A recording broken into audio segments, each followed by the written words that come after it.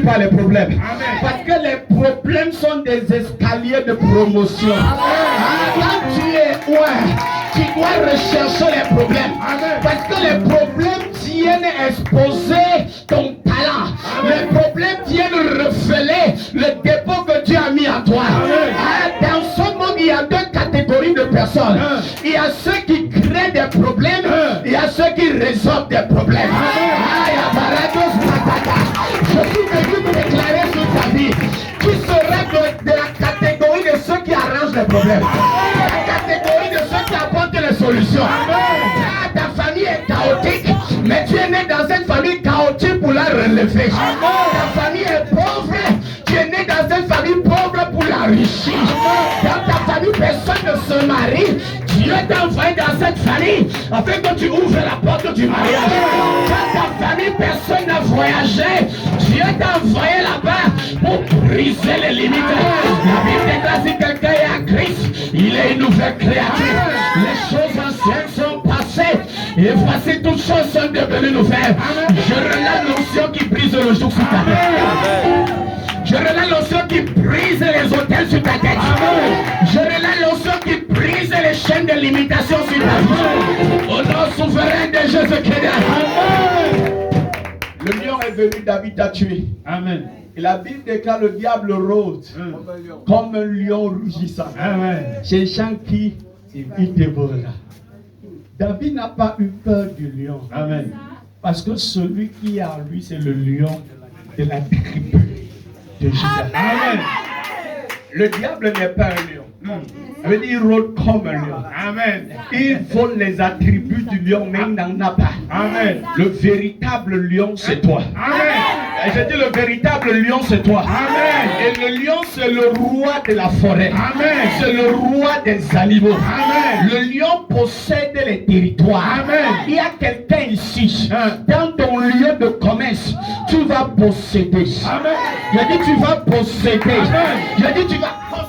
Amen. Dans le nom puissant de Jésus. Amen. Dans ton entreprise, tu vas posséder. Amen. Dans tes affaires, tu vas posséder.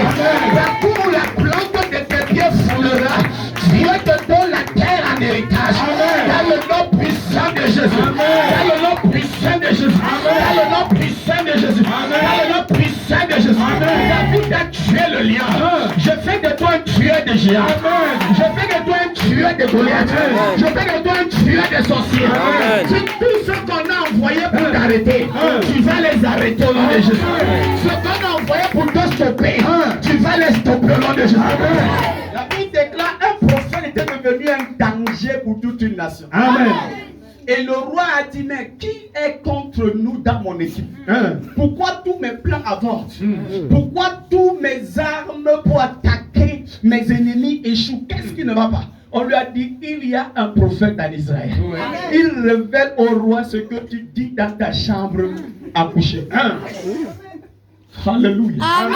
Et la Bible déclare, le roi dit, allez le faire prendre. Amenez-le-moi. Et le roi, pour respecter un homme, a fait déplacer des chevaux et des chars pour arrêter un seul individu. Toute une armée est sortie. Je suis venu faire de toi une terreur pour le monde. Une terreur pour les hommes. La Bible déclare 1000 tomberont à ton côté, 10 000 à ta droite, tu ne seras pas atteint. Et tes yeux tu regarderas et tu verras la rétribution des méchants. Je suis venu juger les méchants de ta famille. Je suis venu juger les sorciers de ta famille. La Bible dit point de paix pour les méchants. Alléluia. La Bible dit tu ne laisseras pas vivre le sorcier. Tu ne laisseras pas vivre la magicienne. Tout sorcier autour de toi, s'il ne se répand pas, je commande qu'il meure. Et je commande qu'il meure. Et je commande que la terre s'ouvre et la vale. Au nom suprême et glorieux de Jésus-Christ. Amen. Amen. Quand Dieu te oint, c'est pour t'exposer. Amen. Chaque élévation attire un ennemi. Amen. Chaque fois que tu te vois élevé, sache que ceux qui ne te voyaient pas avant vont commencer à te voir. Et maintenant qu'ils te voient, ils vont te jalouser. Ils vont te tirer des flèches. Et le but de toutes ces flèches, de tous ces combats, c'est de te faire oublier ta prophétie. Amen. Je suis venu te dire au milieu de la bataille, au milieu des épreuves, au milieu de la fournaise, garde la prophétie. Amen. Garde la promesse. Amen. David dit, je sais ta parole, ta promesse contre mon cœur, afin de ne pas pécher contre toi. Amen. La parole de Dieu est infaillible. Amen. Le ciel et la terre passeront, mais sa parole ne passera pas. Alléluia. Les hommes peuvent t'abandonner, tes amis peuvent t'abandonner, mais Dieu ne t'abandonnera jamais. Amen. Dieu n'oubliera jamais sa parole. Il a élevé sa parole au-dessus de lui-même. Amen. La parole des hommes ne stoppera pas ta prophétie. Les malédictions de ta famille n'anéantiront pas ta prophétie. Amen. C'est parole contre parole. Amen. Amen. Amen. Dieu te oint, Mhm. c'est pour te présenter. Amen. Et quand les batailles viennent parce que tu es présenté, fais une chose. Garde la prophétie. Amen. Garde la promesse. Amen. Il y a des gens, c'est dans les problèmes qu'ils commencent à douter de la prophétie. Ouais. Quand les problèmes viennent, rappelle à Dieu sa parole. Amen.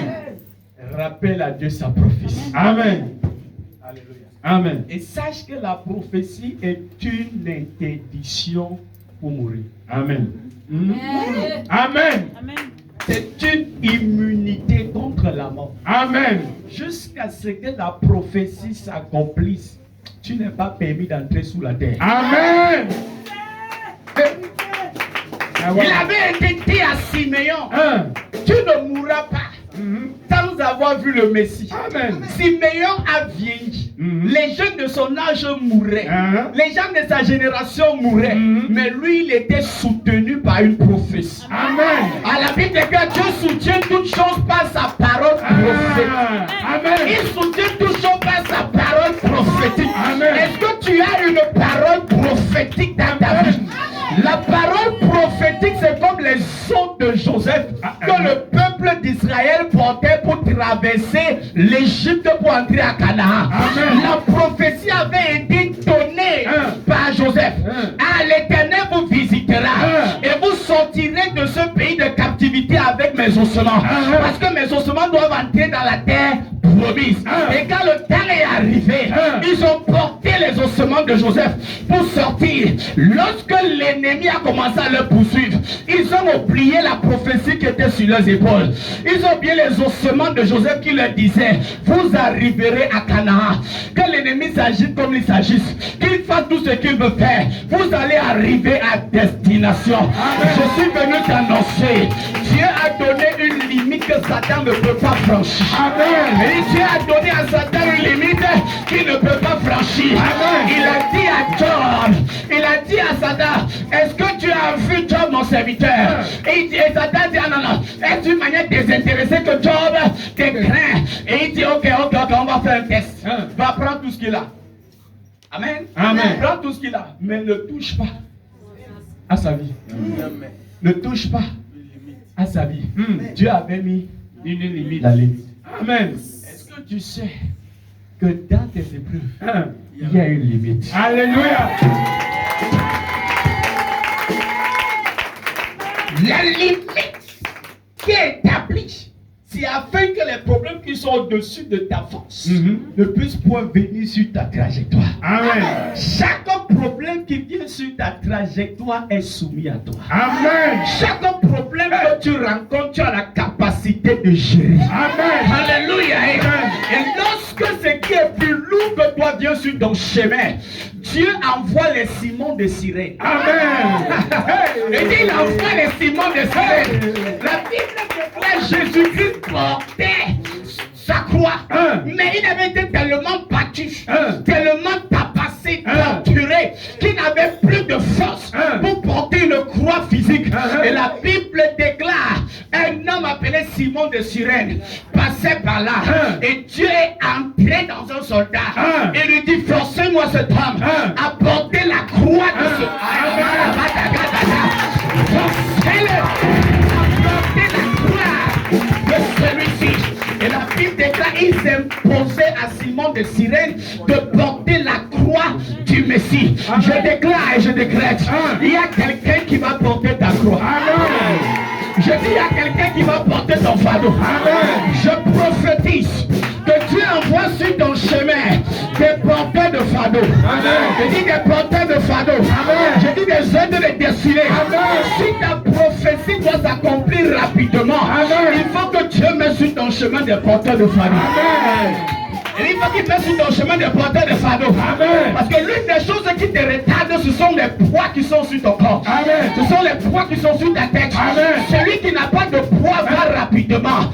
Mais celui qui est chargé va à des vitesses de tortue. Et la Bible déclare, cependant ce sont nos souffrances qu'il a portées. C'est de nos douleurs qu'il s'est chargé. Jésus est le premier porteur de fardeau. Je prophétise que l'Éternel te décharge de ton bagage. Je dis qu'il te décharge de ton bagage. Quel est ce bagage? Quel est ce fardeau? Quel est le nom de ce problème? Au nom de Jésus, tout genou fléchit. Au nom de Jésus, il y a la solution. Jésus a dit, je suis le chemin. Je suis la vérité. Je suis la vie. Jésus est le chemin. Quel chemin? Le chemin de sortie de tes problèmes. Le chemin de sortie de ta maladie. Le chemin de sortie de la malédiction. Jésus est le chemin. Le chemin de sortie des blocages. Il n'est pas seulement le chemin de sortie, mais il est aussi le chemin d'entrée. Le chemin d'entrée. Le chemin d'entrée.